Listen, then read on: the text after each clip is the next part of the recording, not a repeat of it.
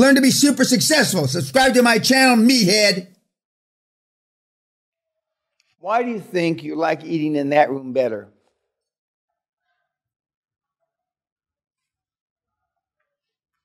As opposed to the tables?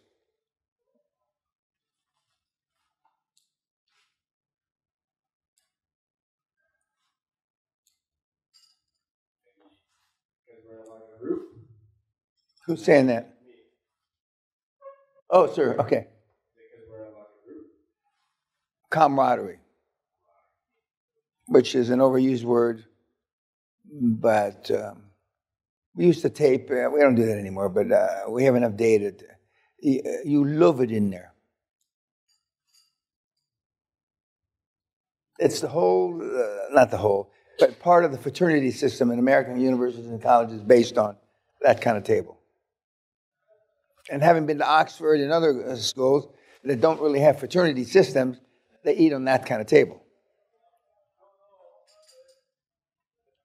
Because you want to be part of a group.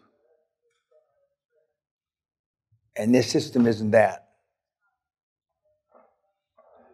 So what is the takeaway of just my overall observation? We had 2 or 3 guys that could punch pretty hard. 2 or 3. Maybe 3.5. And but I admire everybody, whether you got in the ring or you didn't get in the ring. But the cold calling is easier. For those of you that got clocked pretty good, the cold calling will never be like when you got clocked. Okay, it's not, it's not that. The comments about the boxing from anybody, whether you boxed or you didn't box, sir. I fucking loved it. What? I loved it. Well, so far, other than a bloody nose, this is the first time so far it looks like nobody got hurt. We have not had a boxing thing where somebody didn't get seriously hurt. We don't put that on YouTube. We slice that out. But we've had people lose their eyesight, both eyes. We've had some really interesting shit. He got clocked with a right and a left at the same time that stunned your nerves that connect your eyeballs. And he was a little Dutch fuck. He turned out to be an obnoxious little fuck that everybody wished that he had lost his eyesight. But anyway,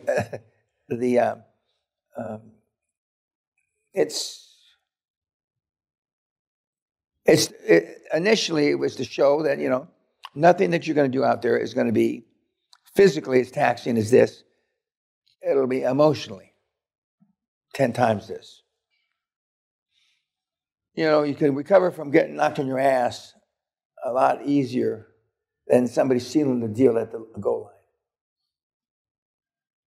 You just can't.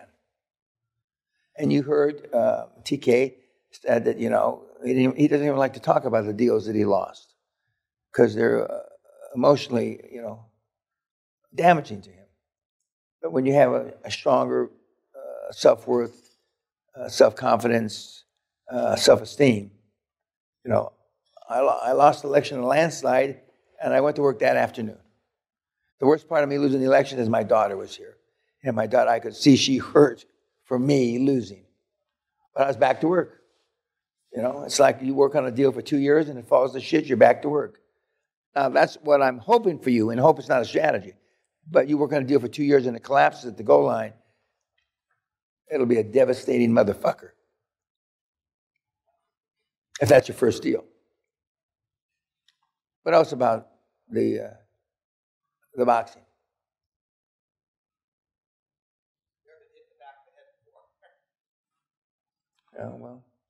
We have a guy here up in the Hall of Fame. He's worth about $300 or $400 million.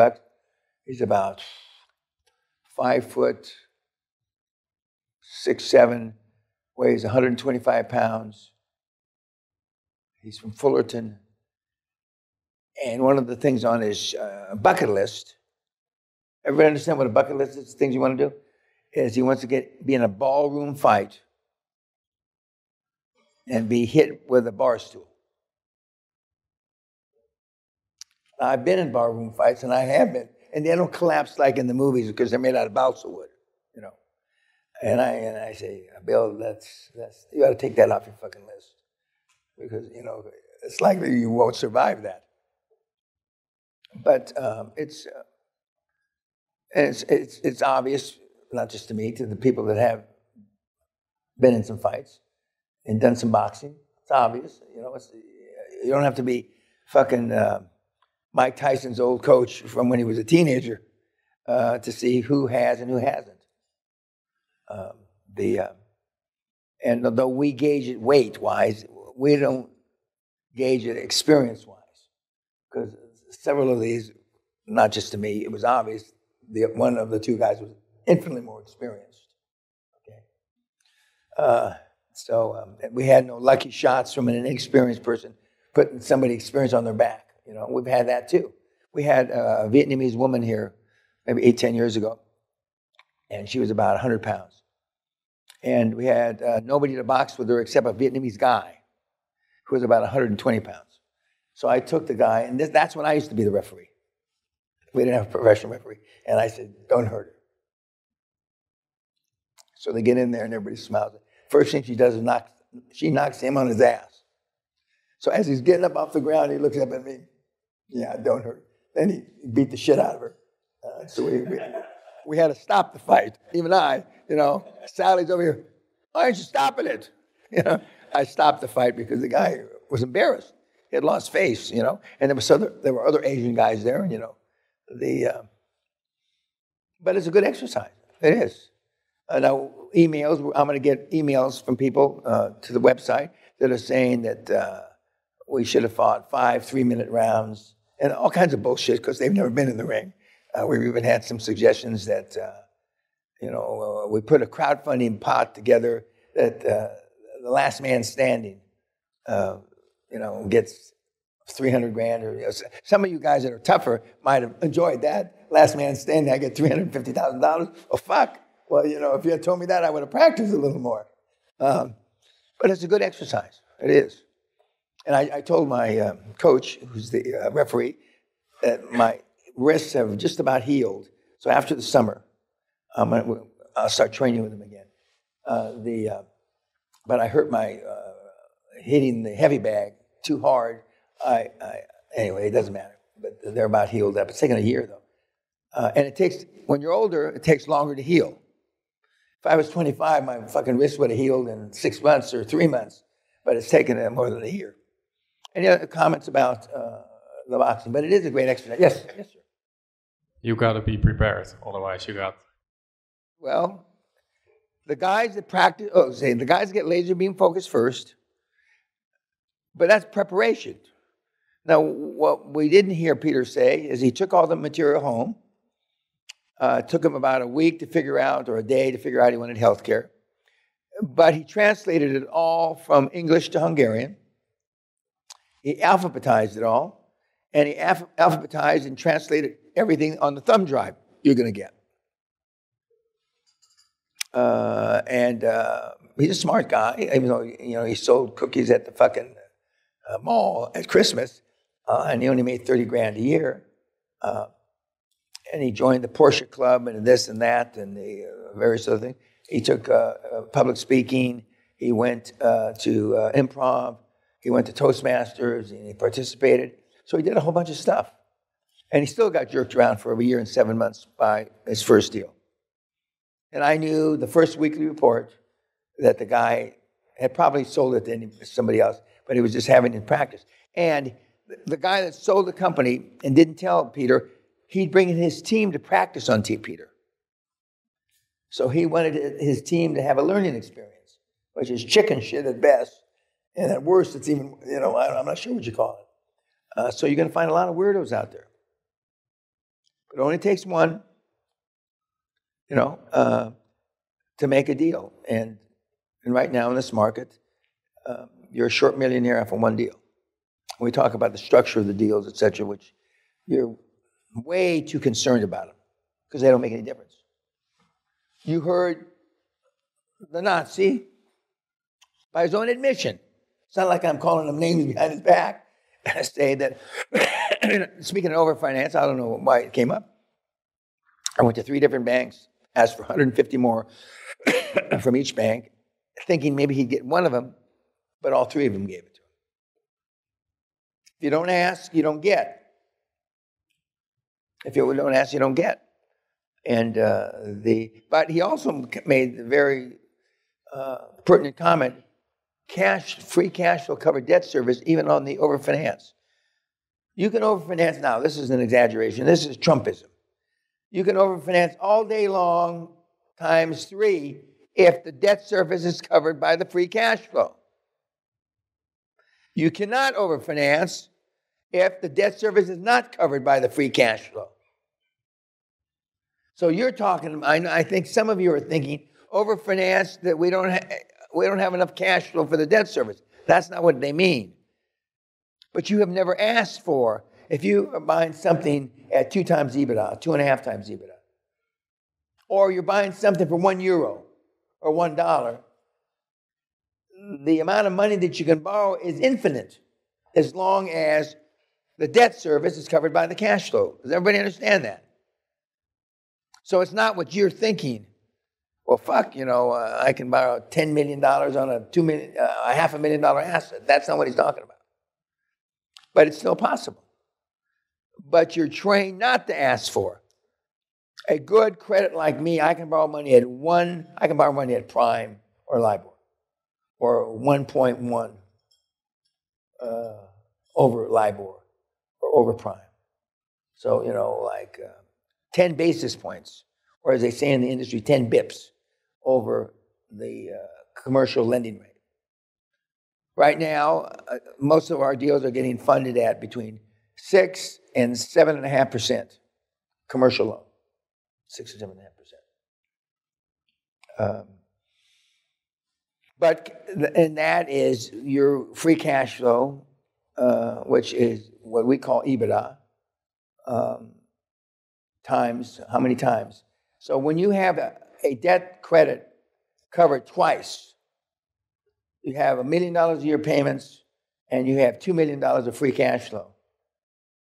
Even you, with your lack of presentation skills, can get any deal done. And some of your deals, surprisingly enough, if you follow the steps, you're going to get deals that are 3 and 4 times debt service is covered by free cash flow. So that's when they call it overfinance.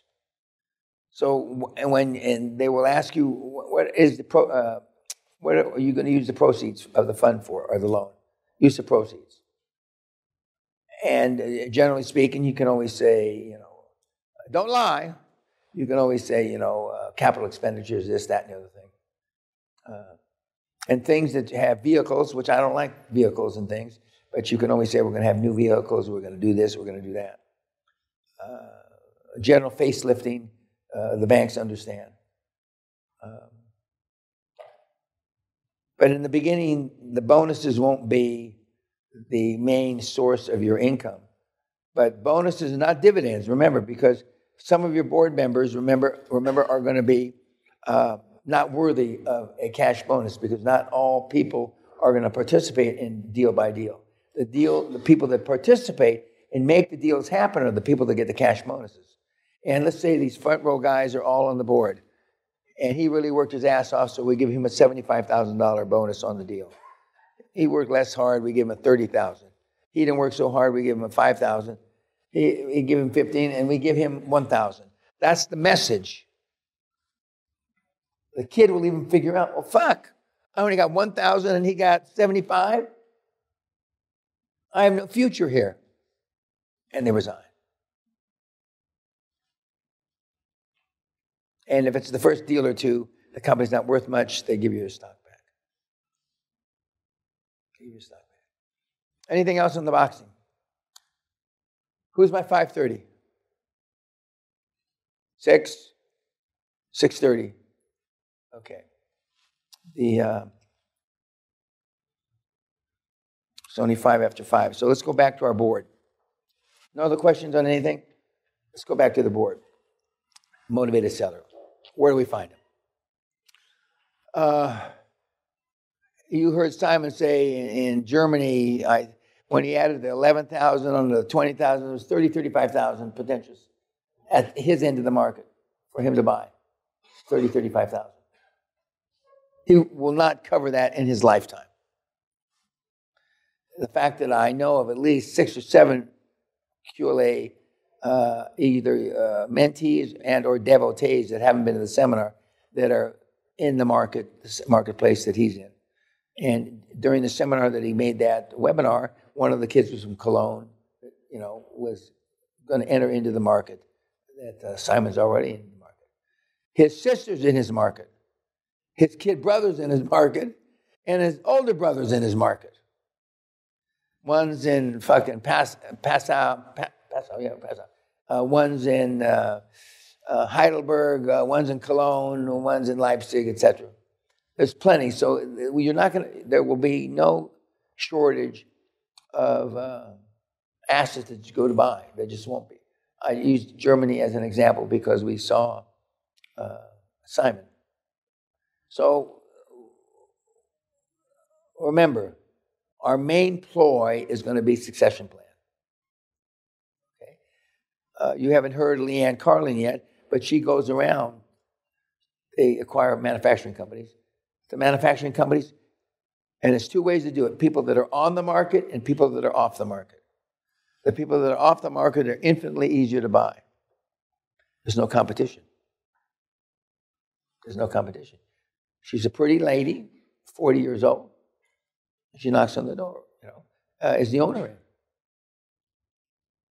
And hi, I saw you in the manufacturing schedule or whatever bullshit. And have you ever considered how you're going to deal with your succession plan, and how are you going to divvy up the assets?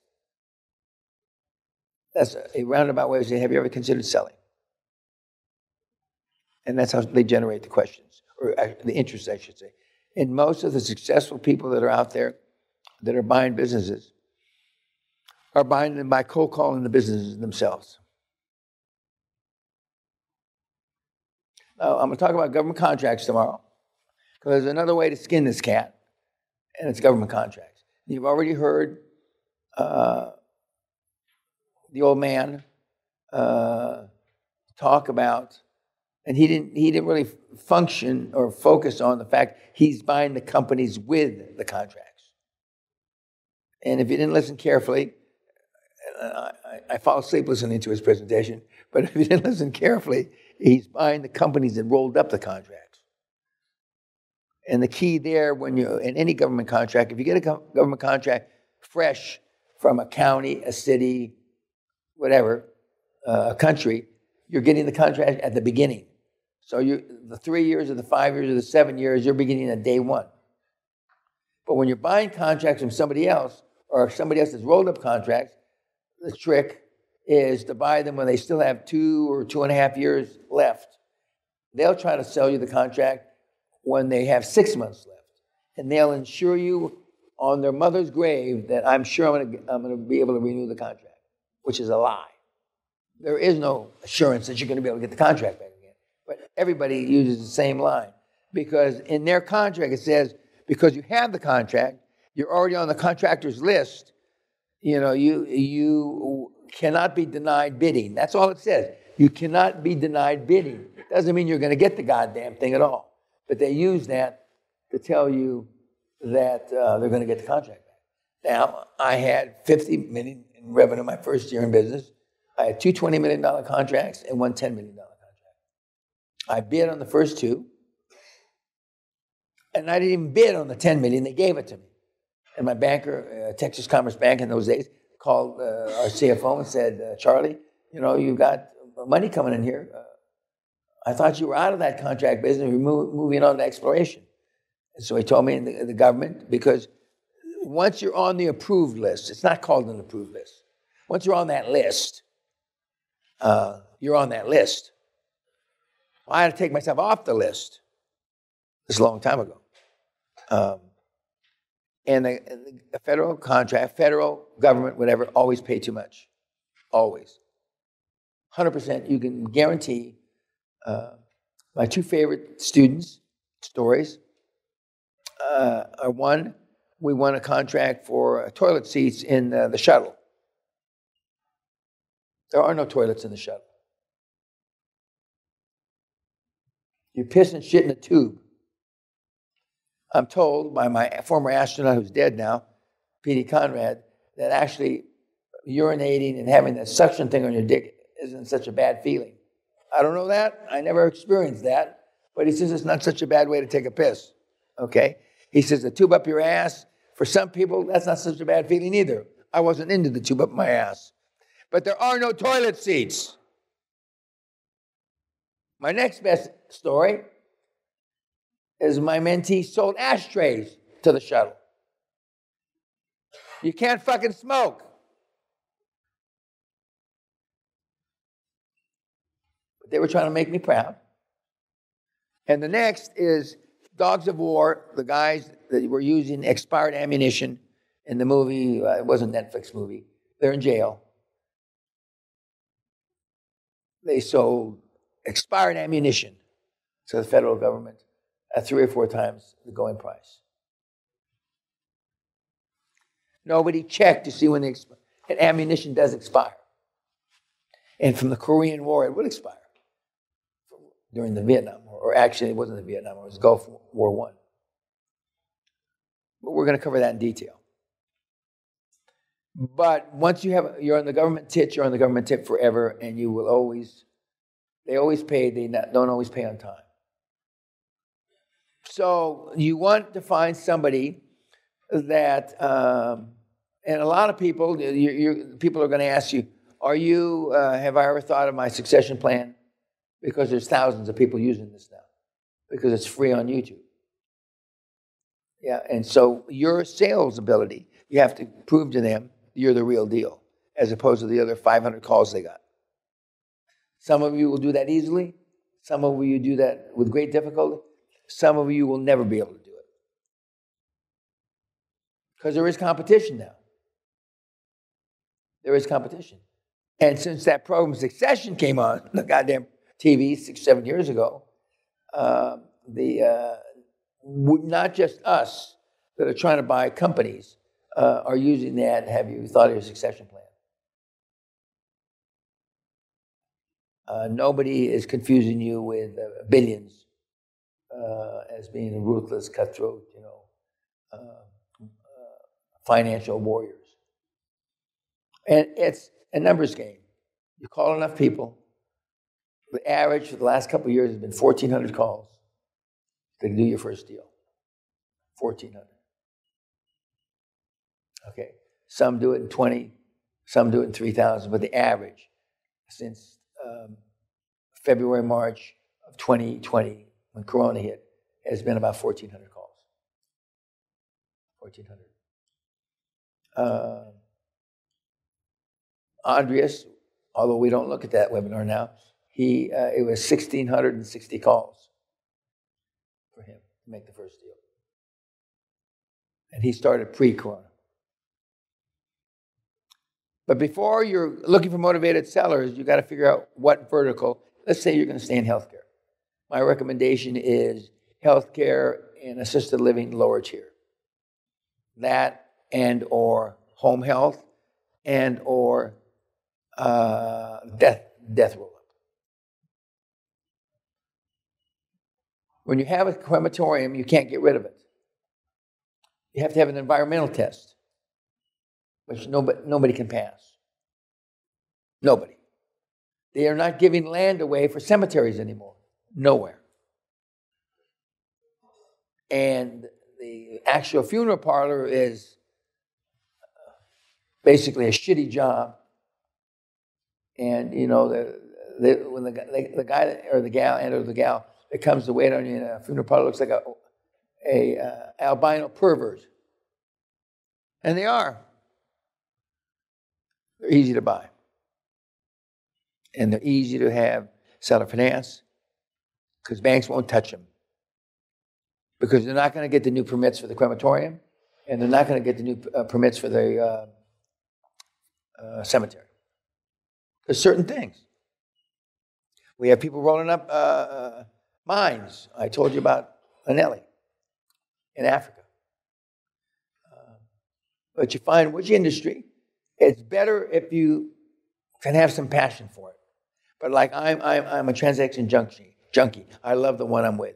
I don't give a fuck. I can buy anything. I don't care. and sell anything. It's not important to me to have any affinity for it whatsoever. We have currently 3 death roll-ups, and one of the death roll-ups happens to be a gal. She's tired of it. After about 2 years, I think she's just pulling dead bodies and shit like that, and when the body and your your sphincter loosens up and all the poop comes out and the pee comes out, and I mean it's not an easy job. Huge margins though. Huge margins.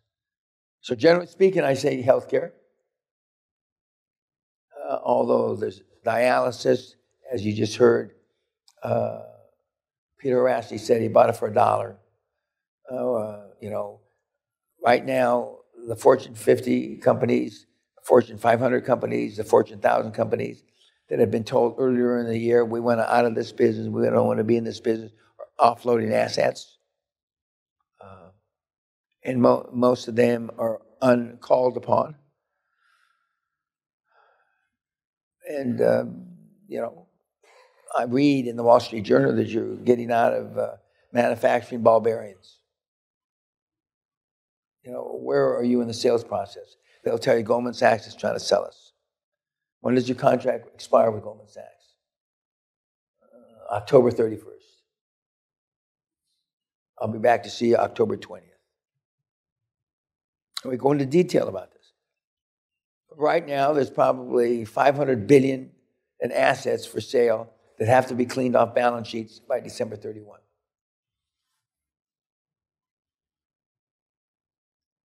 And when your job depends on it, you get rid of it or you're fired, you take $1, like Peter did. And if you really push hard, make them pay you $5 or $10 million. We had a guy at the hardcore who sat in the back corner who, the last day of the hardcore, he sold the company and he made him pay him 50 or 60,000 euros.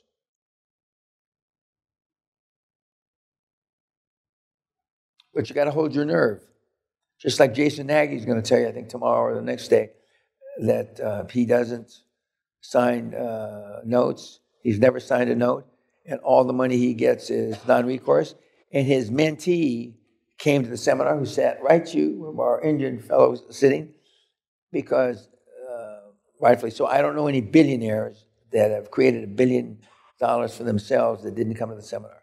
So he came to the seminar. So the example that Jason did on the TV screen, live, with the kid sitting there, and so the kid had done 4 acquisitions, didn't sign 1 note. This is Australia. He did 60-40 for all 4 deals, and got all the money non-recourse, meaning that he didn't have to pay it back. And he's just a fucking, I say he's a nice Muslim kid. I don't know if he's a nice Muslim kid or not, but he's the guy on my YouTube that says Dan's God. That's him. Hasn't put $1 in it. I don't really give a shit if he's a good Muslim or a bad Muslim, but anyway, and so he didn't believe it. And he says, you can get money. Now, I've known Muslims that lied before, but assuming he's telling the truth, that where you don't have to sign. Now, almost everybody in this room has signed on something. Wrongfully. Some will say, I didn't know any better, right? Well, you can't say that anymore. Doesn't mean you're not going to sign again. Because some of you are involved in other businesses you're going to have, you think, and I'm not projecting, you need to get out of. And if you're already on the hook on something, I can guarantee you they're not going to let you off the hook unless you replace it with some other collateral. So there's different permutations. So no 2 cases are the same. Okay, I'm going to go. I'll see my 5:30 at 5:30, my 6 and 6:30. And then you can all get in there like a fraternity. Tonight for steaks. And anything else before I leave you? Yes, sir. Then going back to government contracts, where you made the $50 million, I think in 1 year. I did. That's me. Correct. I've heard in previous videos that the net cash flow at the end of all those transactions wasn't much. No, it wasn't. Was it because it was no, low margins? It was free cash flow, $4 million a month. But my net profit wasn't very much. Yeah, but you saw, not Ron, the bald guy. They just did the government contract. You know, he has EBITDA of 8 or 12 million. I forget what it is. But I bid. I wanted mass so I could put to a bank, and with free cash flow. And I told him I didn't have to have interest on it, even though at the end my net profit wasn't very much. You will bid on contracts that you want. In America, there's 1 million a day. 1 million that have to be filled. Not maybe, not perhaps. In Germany, there's 600,000 a day. In the UK, there's 900,000 a day. Excuse me, not 1 million, 10 million a day in the US. 10 million. They have to spend the money.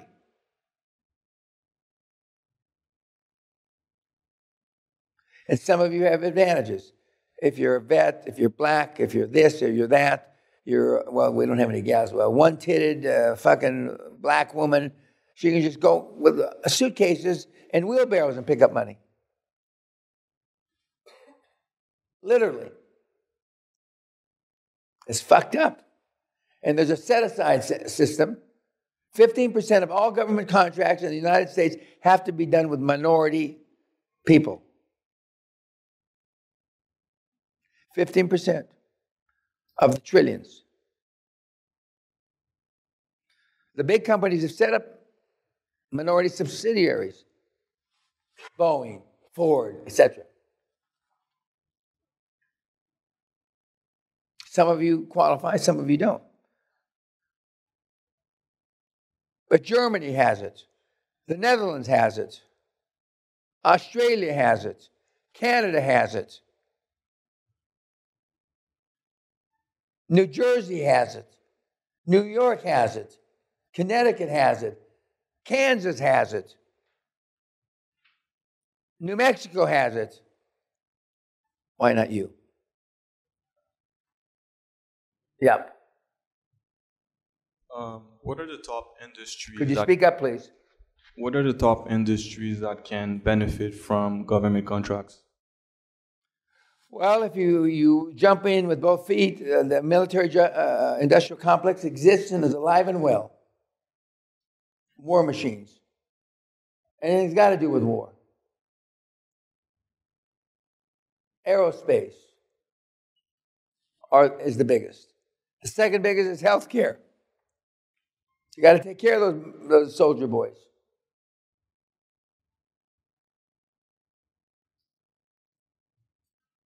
Just type in U.S. government contracts, and you'll see 10, 12, 14 million things online.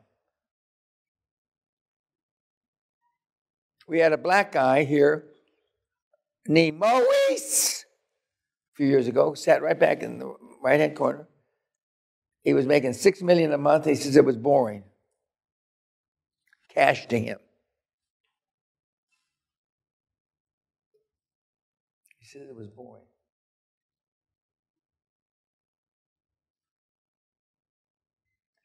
But when you call him, he doesn't help anybody.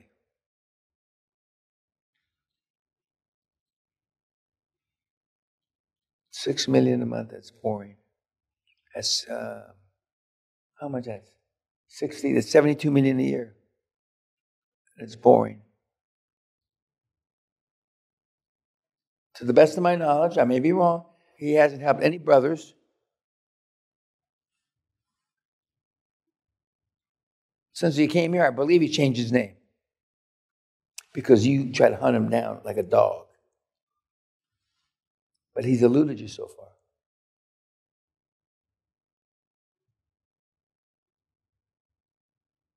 He didn't buy his mother a house. None of that shit you guys talk about. Didn't buy his kid brother a car. He's from Simon's ilk. Except being not a Nazi. I don't know what you call it when you're black in that way. Okay, I'll see you 5:30 at 5:30. Thank you.